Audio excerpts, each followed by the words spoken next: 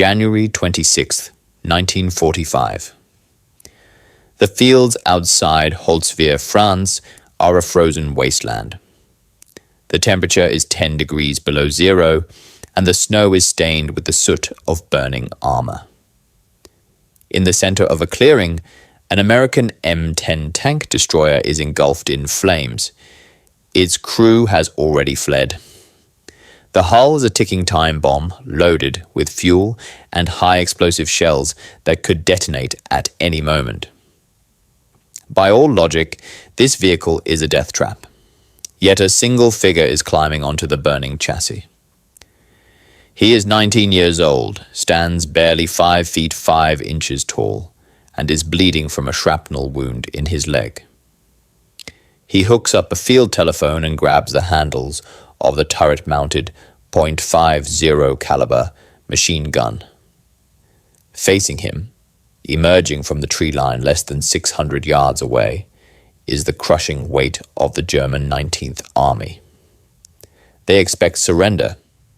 Instead, they are about to face a one-man army who has decided that if he is going to die today, he will take them all with him.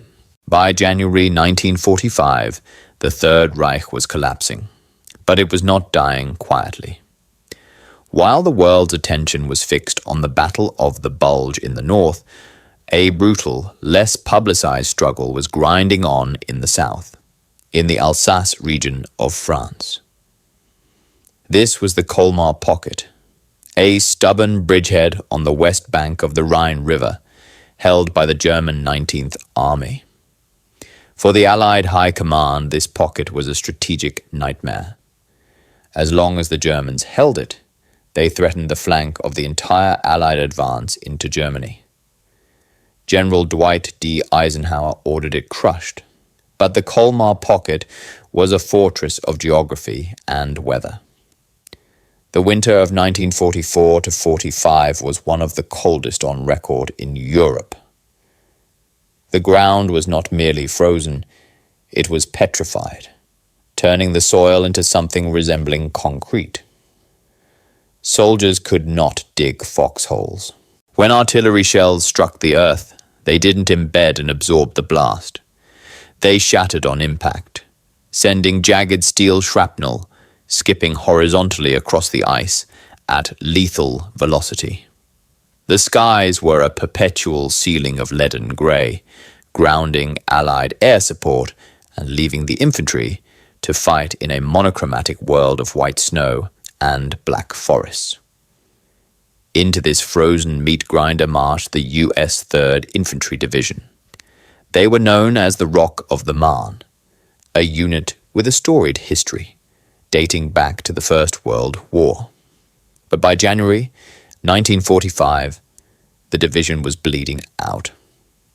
They had fought their way across North Africa, through the mountains of Sicily, up the boot of Italy, and now into the heart of France.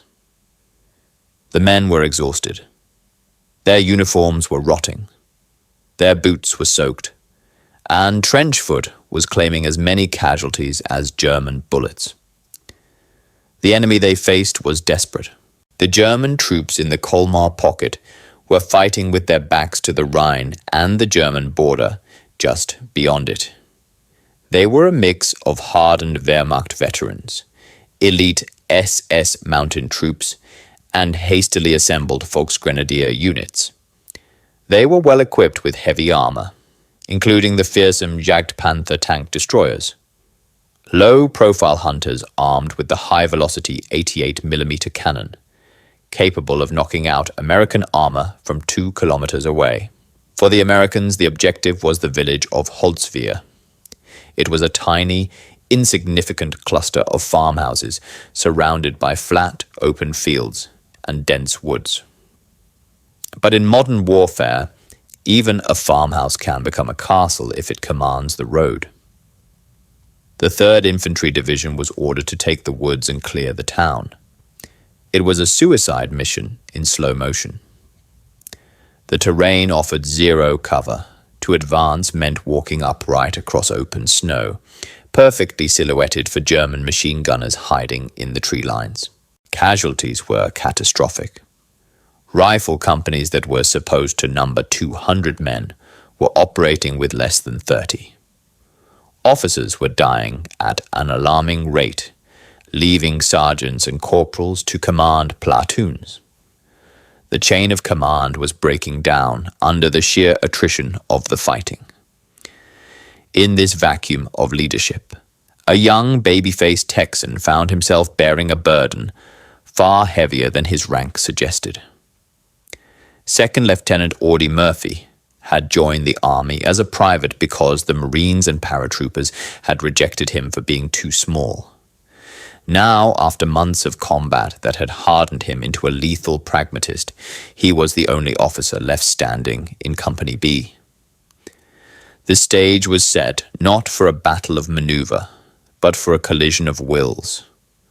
On one side, the shattered remnants of an American rifle company, freezing, sick, and leaderless, save for a 19-year-old boy. On the other, a concentrated German counterattack force preparing to sweep them from the field. The collision point would be the edge of the Jagdpanther woods, where the trees gave way to the killing ground. On the morning of January 26th, the situation for Company B of the 15th Infantry Regiment had devolved from desperate to critical. A full-strength rifle company in 1945 was authorized for 235 men. As the sun rose over the frozen canopy of the Jagdpanther woods, Second Lieutenant Audie Murphy looked around at his command. He counted 18 soldiers. 92% of the company was gone, dead, wounded, or evacuated with severe frostbite. The 19 survivors, including Murphy, were essentially the walking dead. They were gaunt, hollow-eyed, and shivering uncontrollably in their thin field jackets. Murphy himself was battling a recurrent bout of malaria. His skin was yellowed and his temperature spiked and fell with exhausting regularity. He had been wounded in the heel by a mortar fragment just days prior, turning every step into a jolt of agony. Yet, he refused evacuation. He knew that to leave now would be to sign the death warrants of the few men remaining. Murphy positioned his depleted force along the edge of the woods, facing the open expanse of snow leading toward Holtzwihr. It was a tactical nightmare. The tree line offered the only cover, but it also acted as a reference point for German artillery spotters. To make matters worse, the frozen earth made digging in impossible. The men could not create foxholes.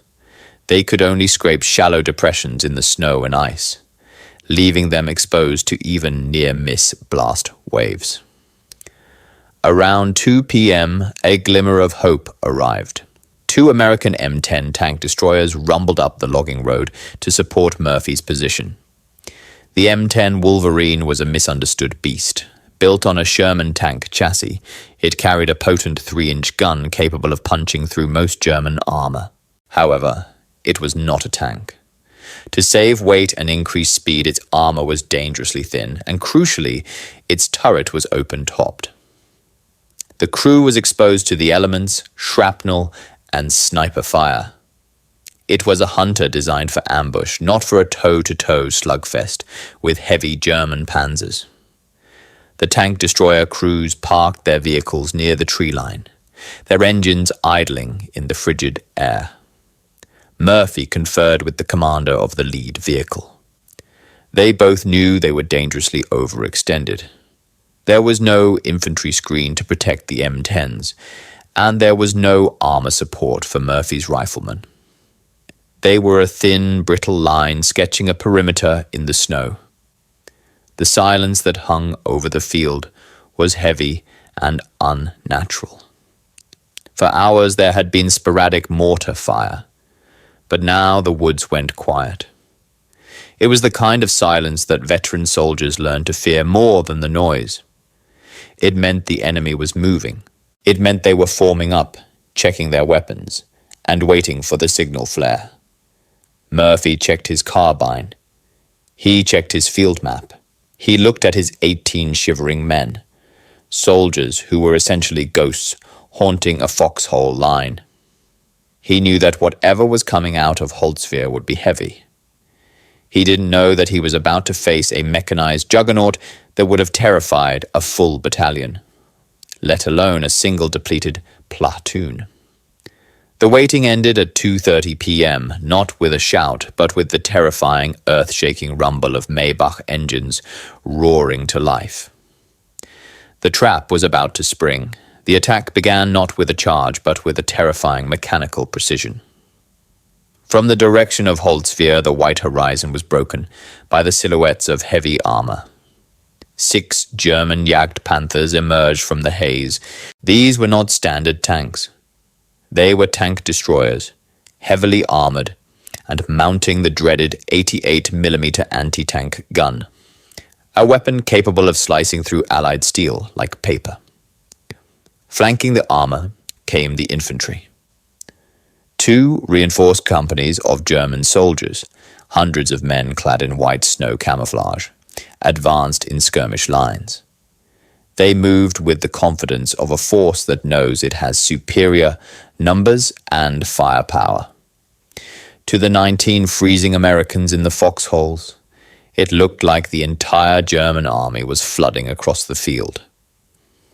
The engagement opened with a violent crack of high-velocity thunder. The lead German tank spotted the American M10S parked at the edge of the woods. The 88mm gun fired. The shell, traveling faster than the speed of sound, slammed into the first M10. The impact was catastrophic. The vehicle didn't just disable, it was gutted. The crew scrambled out, diving into the snow as their machine turned into a torch. Seconds later, the second M10 took a hit. A shell struck the engine compartment, and thick black smoke began to billow from the rear vents. The crew, realizing their thin armor was useless against the German 80s, abandoned the vehicle and retreated into the cover of the timber. The American defense had evaporated in less than 60 seconds. Audie Murphy was now standing alone at the edge of the tree line. His heavy support was burning. His riflemen were exposed. The German infantry was closing the distance, their machine guns chewing up the snow around the American positions. Tactically, the battle was over. The only logical move was a rapid withdrawal to save the lives of the remaining men. Standing and fighting against 6 tanks and hundreds of infantry with carbines and hand grenades was not bravery. It was suicide. Murphy turned to his men, his face pale but his eyes burning with a strange, cold intensity. He shouted over the roar of the incoming fire for them to get back to the woods, promising to cover them. The men hesitated. They had fought with Murphy for months. Leaving their lieutenant behind went against the brotherhood of the trench. But Murphy didn't ask. He ordered. He screamed at them to move, waving them back into the deeper cover of the forest where the German tanks couldn't easily follow. Reluctantly, the survivors of Company B grabbed their weapons and fell back, disappearing into the shadows of the pines. Murphy did not follow them. He remained at his forward command post, a shallow depression in the frozen earth. He had his M1 carbine, his field telephone, and a map. But as he looked at the advancing German wave, he realized his carbine was useless. He needed a weapon that could halt an army. His eyes fell on the second M10 tank destroyer. It was burning, leaking fuel, and abandoned.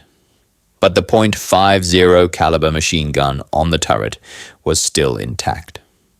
And the turret itself, though exposed, offered a vantage point. It was a desperate, insane idea. The tank was a magnet for enemy fire, and the flames licking the hull meant it could explode at any second. But to Audie Murphy, it wasn't a death trap. It was the only high ground left. Murphy scrambled up the icy armor of the M10. The heat radiating from the engine block was intense, searing his legs even through his trousers. He was standing on top of a bomb. The vehicle was loaded with ammunition and a full tank of gasoline. A single spark or a direct hit would vaporize him instantly. This danger, paradoxically, became his greatest shield. The German infantry commanders, scanning the field through binoculars, saw the burning vehicle. They ignored it. In the logic of warfare, a burning tank is a dead tank. No soldier in his right mind would remain aboard a chassis that was minutes away from detonation. They focused their attention on the woods, searching for the retreating Americans, completely blind to the threat organizing itself in the flames. From his precarious perch, Murphy had a clear field of fire. He connected his field telephone to the line running back to the battalion command post. This wire was his lifeline, his only connection to the heavy artillery batteries miles to the rear. He adjusted the belt of .50 caliber ammunition, checking the feed. The gun was heavy, powerful, capable of tearing through light armor and trees alike. Murphy wasn't fighting for a medal. In his memoirs, he later wrote that at that moment he felt a strange, detached calm. He believed he was already dead. The fear of dying had vanished because the outcome seemed inevitable. His only goal was to buy time, to trade the minutes of his remaining life for the yards his men needed to escape. He swung the barrel of the machine gun towards the advancing grey line of German troops, now less than 200 yards away and closing fast. He clamped his hands onto the spade grips. The Germans were shouting orders, confident in their victory. Murphy waited until the targets were impossible to miss. Then he squeezed the butterfly trigger. The .50 caliber machine gun roared to life, a deep, rhythmic thumping that echoed across the frozen valley. From the burning turret, traces streaked out in flat, lethal arcs. The effect on the German line was devastating. The lead squad of infantry, caught completely in the open, was cut down instantly. The confident advance turned into chaotic confusion. German soldiers dove for the snow, trying to locate the source of the fire. They looked to the woods, expecting a hidden bunker. They never looked at the burning tank. Murphy worked the gun with the precision of a surgeon. He fired in short, controlled bursts, sweeping the field from left to right. He targeted the infantry first, pinning them down, stripping away the protection for the tanks. The German armor, realizing they were under attack, began to rotate their turrets. The long barrels of the Jagdpanthers swung back and forth, searching for a target that shouldn't exist. Meanwhile, Murphy was on the field telephone. He shouted for fire for effect, calling out coordinates. Miles away, the American artillery crews received the frantic call. They didn't know who was calling, only that the voice was calm but urgent. They elevated their 105mm howitzers and opened fire. Seconds later, the air above the field ripped open as high explosive shells rained down. The ground shook. Geysers of frozen earth and black smoke erupted among the German formations. The German advance stalled. They were being hammered from the sky by invisible artillery and chewed up on the ground by a ghost in the fire. But the sheer weight of numbers began to tell. A squad of German infantry, realizing the fire was coming from the burning M10, began to flank Murphy's position. They crawled through a drainage ditch on his right, getting within 50 yards. Murphy saw them. Without hesitating, he swung the heavy .50 caliber around. The gun bucked in his hands. He raked the ditch with a long burst, silencing the threat. But the barrel was overheating. The smoke from the burning tank was getting thicker, choking him, stinging his eyes. His leg was throbbing, and the Germans were getting closer. The German tanks began to fire machine guns at the M10. Bullets sparked off the armor plating around Murphy's feet. One round ricocheted and struck him in the leg, reopening his old wound. He didn't stop. He was a singular point of resistance in a collapsing world. He was the infantry, the armor, and the artillery observer all at once. He screamed into the phone to drop the artillery 50 yards closer. The voice on the other end hesitated, warning him that it was too close, that it was right on top of him. Murphy didn't flinch as a German shell exploded nearby, rocking the tank destroyer. He yelled back, "I said drop it 50. They're right here. Just hold the phone and I'll let you hear them." The artillery crews obey. The sky tears apart as a salvo of 105mm shells slams into the snow, landing less than 50 yards from the burning tank destroyer. The concussion is massive. The blast wave nearly throws Murphy from the turret, and shrapnel pings violently off the steel hull he is standing on. But the gamble pays off. The barrage creates a curtain of flying steel and ice that separates the German infantry from their tank support. Caught between the relentless machine gun fire from the M10 and the falling artillery, the German attack falters. The psychological impact is devastating. The enemy soldiers, who believed they were fighting a dug-in platoon, cannot pinpoint the single madman punishing them from the flames. Panic sets in. The white-clad infantry begin to break formation, stumbling back toward the safety of the woods. The German tanks, now blind without their infantry screen and fearing they are driving into a trap, throw their transmissions into reverse. The treads churn the snow as the heavy Jagdpanthers back away from the fire. The impenetrable counterattack is dissolving. Murphy does not stop. As the Germans retreat, he traverses the gun, pouring fire into their backs. He is shouting into the phone, adjusting the artillery range to chase them back to Holtzwihr. The fire inside the M10 is now raging out of control. The heat is so intense it is melting the rubber on the road wheels. Flames are curling up through the hatch, singing his eyebrows and blackening his uniform. Suddenly, the machine gun goes silent. The bolt slams home on an empty chamber. Murphy pulls the charging handle, but the feed tray is empty. He has fired every single round. He disconnects the field telephone line. He takes one last look at the field, strewn with the bodies of German soldiers who try to rush a single burning tank, and realize the silence has returned. He slides off the turret, his legs stiff and bleeding, and drops into the snow. He limps back toward the tree line, leaving the burning steel coffin behind him. He hasn't just survived. He has broken the back of the German offensive. Murphy stumbled back into the tree line, dazed and exhausted.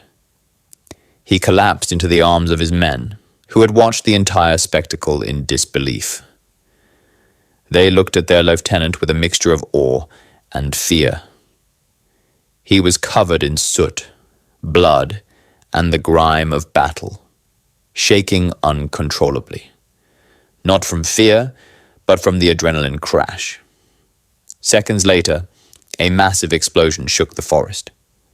The M10 tank destroyer, which Murphy had just abandoned, finally succumbed to the fire.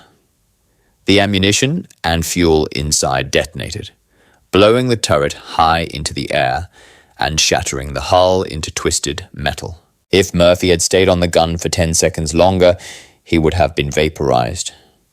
The immediate tactical result was clear. Murphy had single-handedly halted a German armored task force. On the field before him lay the bodies of roughly 50 German soldiers. Dozens more had been wounded. The 6 Jagdpanther tank destroyers, feared predators of the battlefield, had been forced to retreat by one man with a machine gun and a telephone. That evening, the remnants of the 3rd Infantry Division launched a counterattack.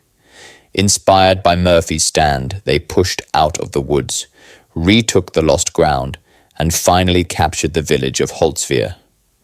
The Colmar Pocket began to collapse. For his actions on January 26, 1945, Audie Murphy was recommended for the Medal of Honor. When the citation was read, it sounded like fiction.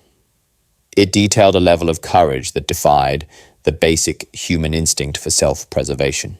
Murphy received the medal, along with the Distinguished Service Cross, the Silver Star, the Legion of Merit, and the Croix de Guerre. By the end of the war, he was the most decorated soldier in American history. But the war didn't end for Murphy when the guns went silent. He returned to Texas a hero, his face on the cover of Life magazine. Hollywood came calling, and he became a movie star, playing himself in the film adaptation of his autobiography, To Hell and Back. Yet, the shadow of Holtzwihr never left him. Murphy suffered from severe post-traumatic stress disorder, a condition that was poorly understood at the time. He was plagued by insomnia and nightmares where the faces of the German soldiers he killed would return to haunt him.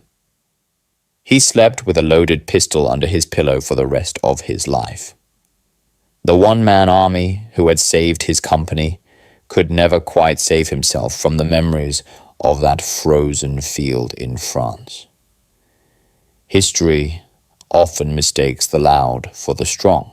We look for heroes who look like Greek statues, tall, muscular, and invincible. But the story of Audie Murphy challenges this archetype. The man who stopped a German army at Holtzwihr was not a giant.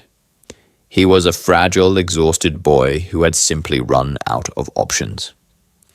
His stand on the burning tank destroyer was not an act of hatred, nor was it the reckless abandon of a man seeking glory. It was a cold, calculated decision born of love. He climbed onto that burning hull because he knew that if he didn't, the men shivering in the woods behind him, his friends, his responsibility, would not survive the hour. Audie Murphy spent the rest of his life trying to outrun the ghost of who he had to become that day. His story is a stark reminder that the medals and the parades are for the living, but the cost of such courage is paid in a currency that never replenishes.